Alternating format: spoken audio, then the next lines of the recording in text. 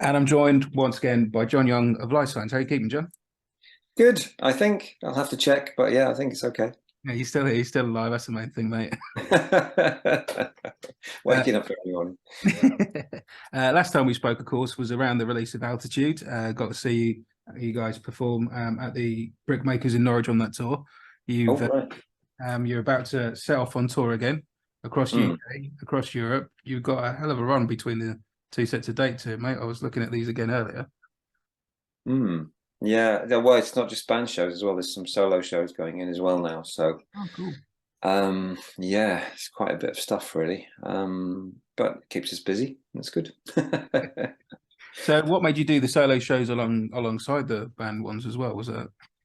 Well, I just thought the whole thing is starting to move out into other areas. So we're getting a lot of inquiries from other countries.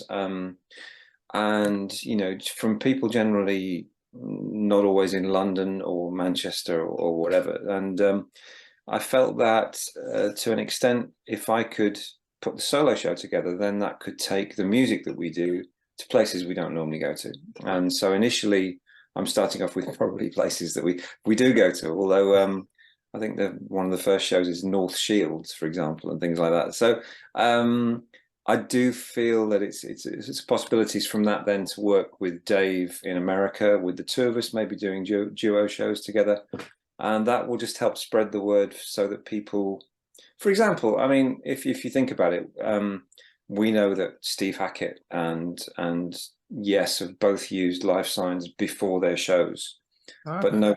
nobody knows who it is, So if we were to go to places that they go to, which we normally can't get to, and say, well, this is what it is, and you might like it, then maybe we have a chance to appeal to a larger audience. And that's, I think, breaking that down, that barrier down, is the same for so many bands, not just us.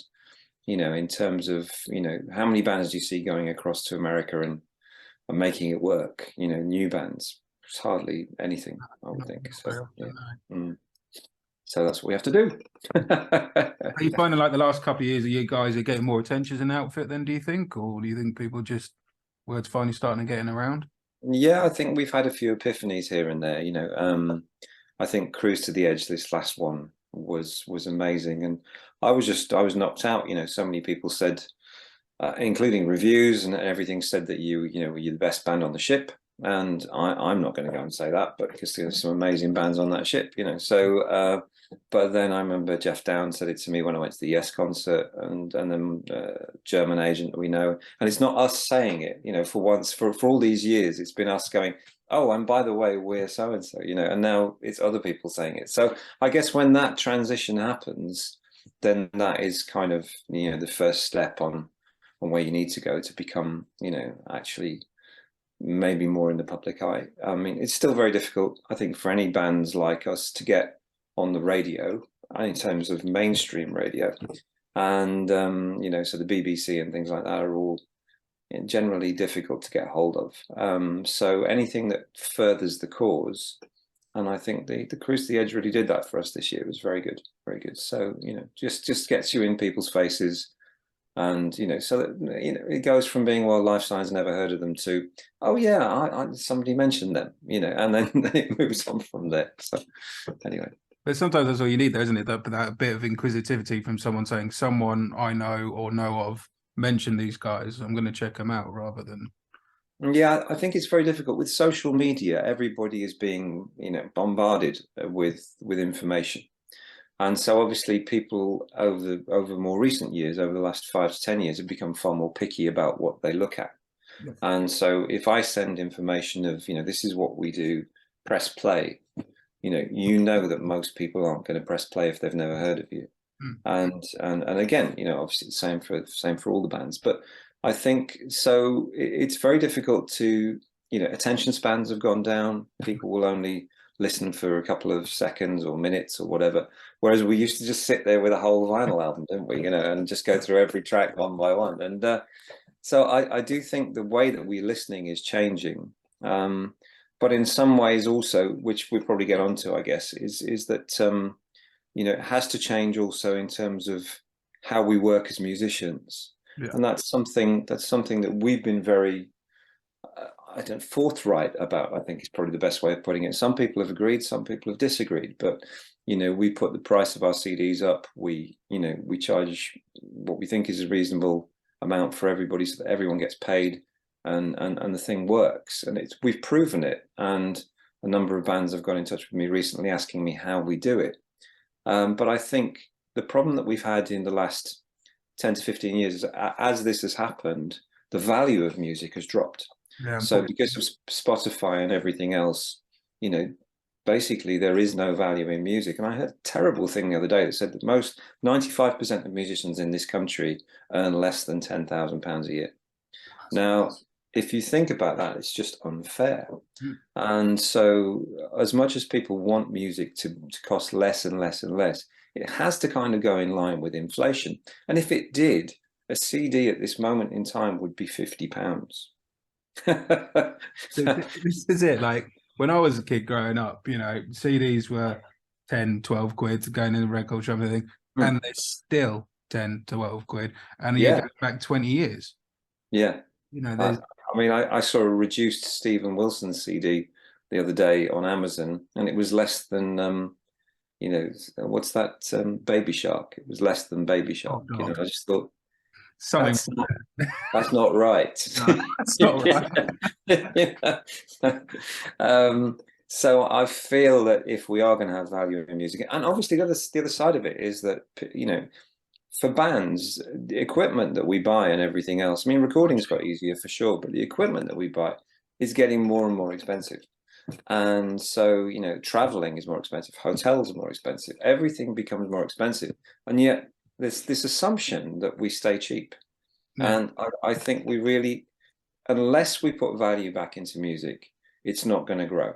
And there's going to be nothing in the future of the kind of music that we enjoy in the present, and I do feel that the lowest common denominator will be basically, it'll almost become Orwellian in the way that it works, So, in fact, it's already started.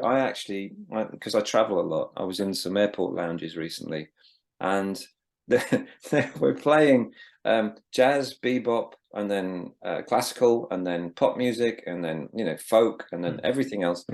And it was wrong. I just thought, hang on, this music is wrong. And it had the same mistakes in each piece of music, even though they were completely unrelated as genres. So I went up to the lady on the desk and I said, this music is wrong. And she said, are you a musician? And I said, yes, I am. She said, yeah, we've had a few musicians complaining. She said, it's all made by AI.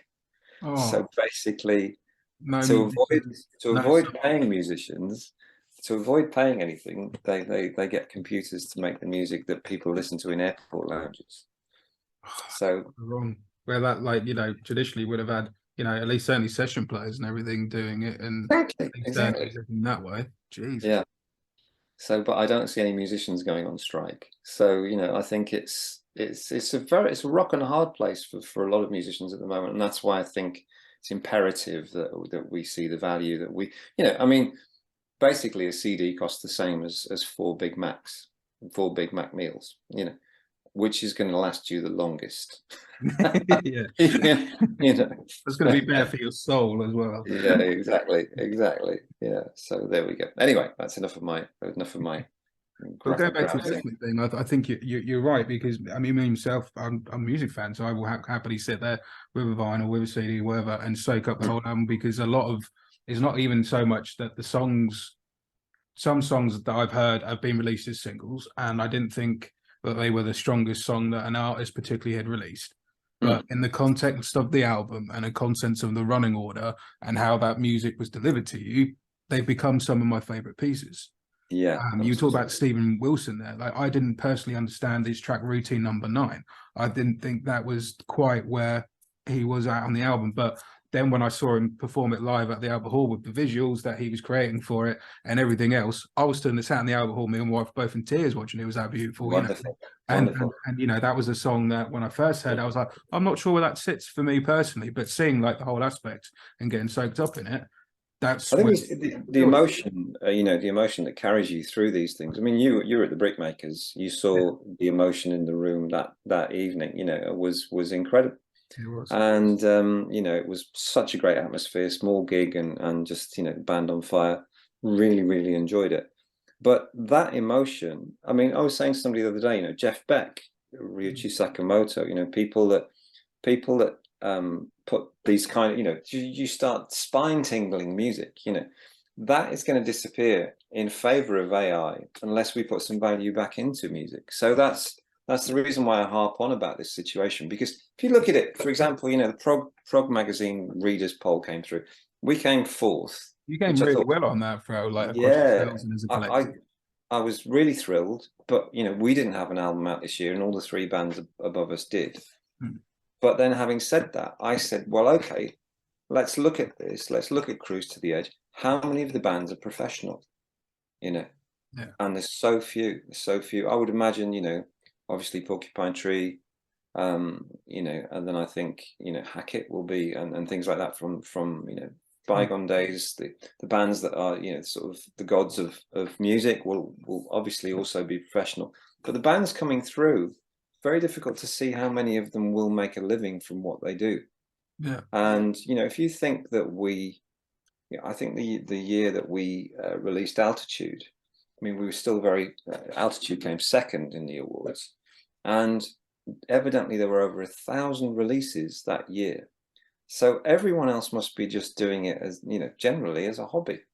And that's not, I don't think that's correct, because in the end, music will fall away if that's the case, because people think, well, why am I doing this? You know, so it's important. I know, I mean, obviously I spent too long on this now talking about this, but there we go. That's how it feels. It is important.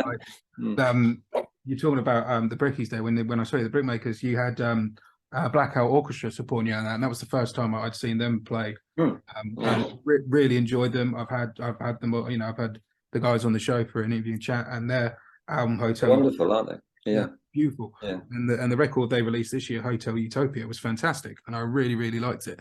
And then me and a friend of mine, he runs a music podcast, and we all sort of collaborate at the end of each year and do a bit of a, you know, albums of the year kind of show between the two. And we did that, and Hotel Utopia was up there for me. And there was me, him, and neither of them, and these are guys who are really into their music, and neither of them had heard of them. And then when Ryan said, well, you think that much of it, I'm going to go check it out. Yeah. It was like, why have I never heard of this band? And I was like, I don't know, man. There's like, so, you know, I do my radio show, I do my festival, I'm a big music fan, but there's still bands that will come along that someone will say, Lee, you should listen to this. And I'm like, completely. where have you been hiding? Completely. But I mean, people still, well, I mean, people will say that about Lifesigns. You know, if I go on social media and I look at maybe a discussion about Yes, for example, or something like that, and I will look at somebody who obviously likes all the kind of things that I like and would probably like Lifesigns, and then I see that he has 4,000 friends and he lives in the middle of the US somewhere, and we have no friends in common. You know, and you realize that they have no way of getting to know what you do.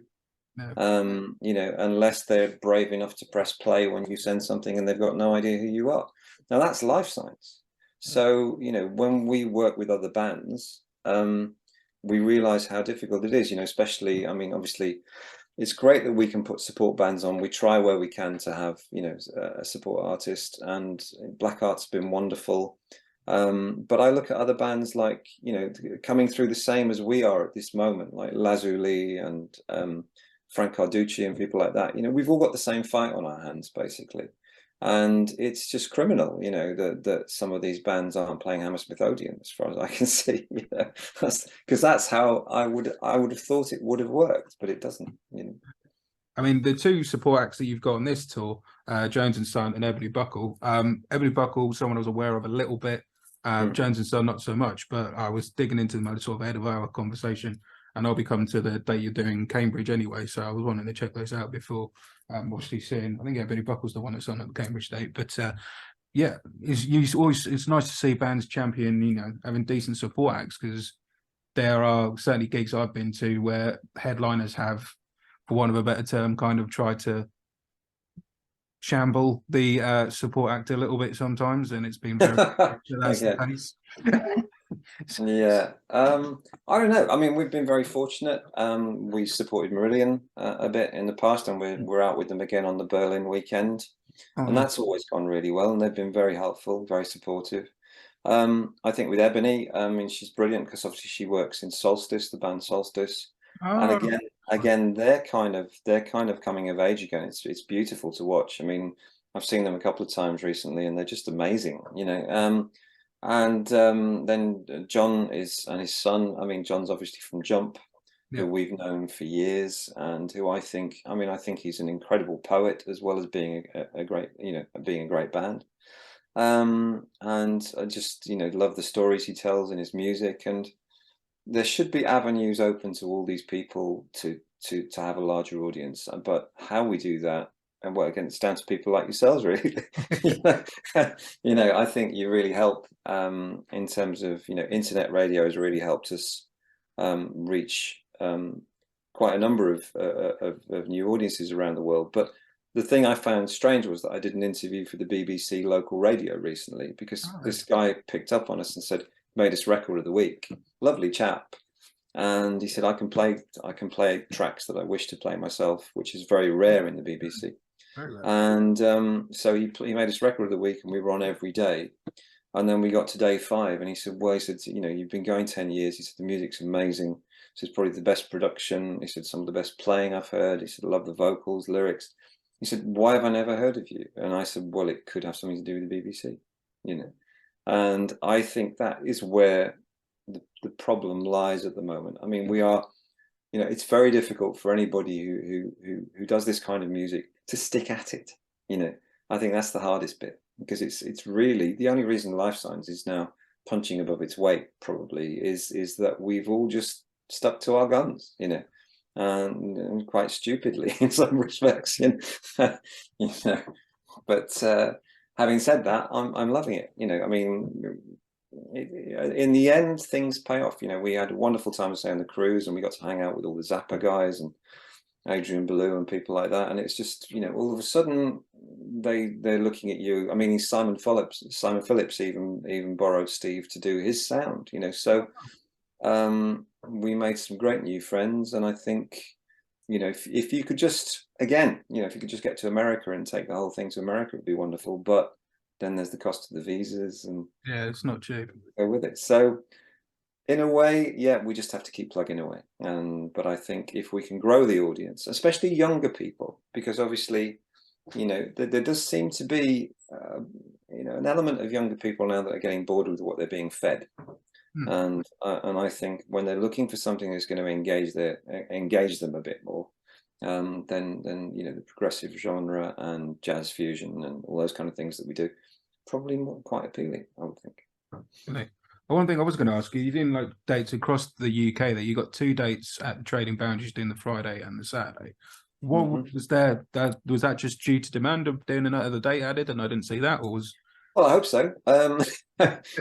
We've yet to see, really. But Michael, who's been great with us right from day one when we first played there, he just said, "Well, I think it's big enough now that we can do a couple of nights, and Nice. let's hope so. It may not be the case, but I know that we have a good following. We sold out last time we were there, pretty much, Oh, wicked. and so let's hope we can continue that. I'm sure there's a few people who probably come on both nights as well." And it's a very good part of the world for us. I wish it was the same all over the world like that, So it's very good, very good. That's cool. So you were saying there about, obviously, you're writing and all the rest of it. You've announced recently that this year you're going to have 2 releases. You're looking at a live album and a studio release as well on the follow-up to Altitude. How's that? Yeah, I'm not sure how. I mean, we don't really try to put dates on it. We do hope that we can get the live album out for the summer, and that's a priority at the moment. But I think with the other album, it will be ready when it's ready. So it'll either be towards the end of the year or next year. And we've done that with all the albums so far. To be honestly, they're ready when they're ready. And they tell us when they're ready, as opposed to us telling them. Which I think is a much better way of working. And we can do that because we're independent. We don't have a record company apart from our own. So we can decide, when it's time to go. Well, in the case of Altitude, not many bands would open up with a 15-minute track, so you definitely do things your own way. Yeah, it's quite an epic, isn't it? Quite an epic. I mean, that was the thing for us. I'll tell you a funny story from the cruise, because we'd never played it to an American audience at that point, and so, or mostly American, obviously people from all over the world on the cruise. But we were backstage, and I said, okay, well, let's go and do it. You know, so we start the cue. There's intro music, obviously the beginning of the song, and we all left the dressing room. John said, I'll be along in a minute. And then evidently John came out of the dressing room, went the wrong way, and walked into the engine room. So we've got the track was starting, and we're sort of doing what we do, and me and Dave are doing what we do at the beginning of the track, and there's no John. And then just before John came in, John came flying on stage and he went, sorry. And so it was a touch of the Spinal Taps when we kicked off. But having said that, we got to the end of it. We honestly didn't think the theatre would be full, and so when we got to the end of it, there was this massive standing ovation, and we suddenly realised the place was absolutely rammed, you know. And that was probably one of the finest moments of our life as far as Lifesigns goes. That's for sure. That's nice. I mean, obviously, with across the albums, like you say, some stuff has been more jazz fusion, some stuff's progressive, some stuff's gone more poppy in places. Have you got a kind of mindset in mind where you want to go with the fourth album, or are you say you're just going to see what comes when you guys? Well, I think it's more of the same. You know, on John's bass, it says destroy all genres, and that's kind of how we work. And we were really thrilled, actually, when we went to the Dutch gig at the Boerderij, which again was a great show, and obviously that's the one we've recorded. When we walked in, on the wall is a picture of John's bass, you know. Oh, nice. And I just thought, well, that's pretty cool. John was absolutely chuffed, you know, because destroy all genres seems to mean something. And I think, you know, there's so many people that just want to pigeonhole everything and say, this is what this is what. No, it's music, you know. And it took me a while to get it. When John first came up with it, I was like, yeah, sure, you know. But now I couldn't think of anything better. Absolutely couldn't think of anything better. I think all my favorite acts, though, are bands that don't get constricted by this music they've released previously, if that makes sense. You know, don't get me wrong, there's certain bands that I like that have a sound and that's it. But equally, I would say my more favorite bands do go off experiment, and they'll go songs that are more on a folky level, and then maybe something a bit more heavier or whatever, and go where the song goes. But it always sounds like that band, no matter what style they're playing, because it's coming from themselves. Yeah, I think it has to be a journey, and to an extent, you have the capability to be anything you want to be, you know. And in a way, if you're not doing that, you're not really progressing, are you? No. So you're just being the same. It's a bit like being a tribute band, you know. Well, I'll just give them more of the same. Yeah. Doesn't really do it for me, you know. It's so I think, you know, if that's what you're into and you just want to hear what you know, then that's fine. But I remember when I was a kid, it was much more based around hearing things you'd never heard before, you know. And I think we've kind of lost that in a way. Yeah, I think certain things have. I think it goes back to what you're saying, with the mainstream side of things that gets processed, and it is just, for want of a better term, fodder that gets put out there. Oh, completely. I was in Tesco's earlier, you know, and they've got the pop chart, pop music that they play in Tesco. I was desperate to get out of the shop, you know. I mean, it was just truly mind-numbingly dreadful. And then just before I reached the checkout, Supertramp came on, and I was like, yes, there is a God. You know, bit of release. Like a pressure valve. Yeah. Yeah, absolutely. So did you say the Dutch gig that you're talking about is the one that you've recorded for the live album? Yeah, it is. It is. They were very kind. I mean, Ari and John and all the people in Holland basically said, "Do you want to record it?" And they pretty much did the same for Big Big Train. I think that's going to be their album that's coming out from there as well. And obviously, it's been recorded, and then there'll be a visual release at some point as well. And you know, I had to listen back to the first edits, and you know, with Steve working in the studio the other day, and it sounds great, you know. So I was quite surprised, because I think on that particular day we all got food poisoning or something. So I was thinking, well, this is, you know, I wonder how this is going to go. And then I listened back and thought, wow, it's really good. Yeah, so that's cool. Hopefully it should be fun. I think you've already got some festival dates lined up for the summer as well that were coming up for as well as you? Yeah, there's a few, there's a couple, and there's 2 or 3 more that have been in touch as well, which is kind of unusual for us because we've generally been bypassed for festivals. I think it's also one of the difficulties is with most bands, they have record companies or agents that people go to. And so obviously there's people working on that all the time. All we have is a website, and you can get in touch with us through that or through friends or whatever. But this time around, it seems to be there's definitely more interest. Yeah, so I think that's all part and parcel of the way it's been building. That's great, man. So other than the tour, obviously I'm guessing the tour and both releases are going to take up most of your year. But is there anything else that you're working on across the year that people wouldn't be aware of? Well, you know that I still do the Bonnie Tyler band. That's my day job, and it's been amazing. We just got back from South America before Christmas, and I spent saw the over. photos of that. That looked incredible. Some of the shows. Yeah, it was amazing. We were out there for a month, and they loved their music. They knew all the words to everything. It was, and it's kind of strange because you turn up in a place like Florianopolis, and you think, okay, where is this? And it turns out to be a big city, and they say, "Oh, you're playing the Hard Rock in Florianopolis." Holds 5,500 people. Wow. So you realise just what a market for music there is out there. And one of the things I really loved actually was Uruguay. Just walking out into the street in Uruguay, there's people like as you would walk out, there's markets and everything else, but they're selling books, music, art. And you just think, wow, this is like almost the 70s, and there's a guy playing a trumpet somewhere, and then there's a band, and then there's a string quartet, and there's an art, it's just incredible. Things that are good for the soul, art, music. Yeah, it's kind of, you think, well, this is kind of, if we'd have taken another turn in life for everybody, this is maybe what would have been concentrating on more, rather than dropping music in schools or dropping art in schools or whatever, and would have seen how good this is for your soul, and people were smiling, the place was happy, and I just thought, oh, I like this. And there were lots of English people living there, and I thought, There's a link there somewhere, and a lesson. Yeah, exactly. All right, John. Well, thanks for speaking to us again, mate. It's been great to catch up with you. At the beginning of the interview, I'm going to play Fortitude because it's probably one of my favourite songs off of Altitude. What song would you like us to play from your catalogue? Oh, okay. What, from the new album? From any of them, mate. Actually, you know what? I quite like. I think Cardington would be nice. Yeah, I'm up for that. Yeah, it's a favourite for me. So good. Yeah, I enjoy Cardington just because of the story, probably more than anything else. So yeah. All right, mate. Well, we'll play Cardington at the end for you then, pal. That's lovely. Thank you, Lee. No problem. Thanks for chatting to us, mate. No problems. It's flown by. That's a good sign.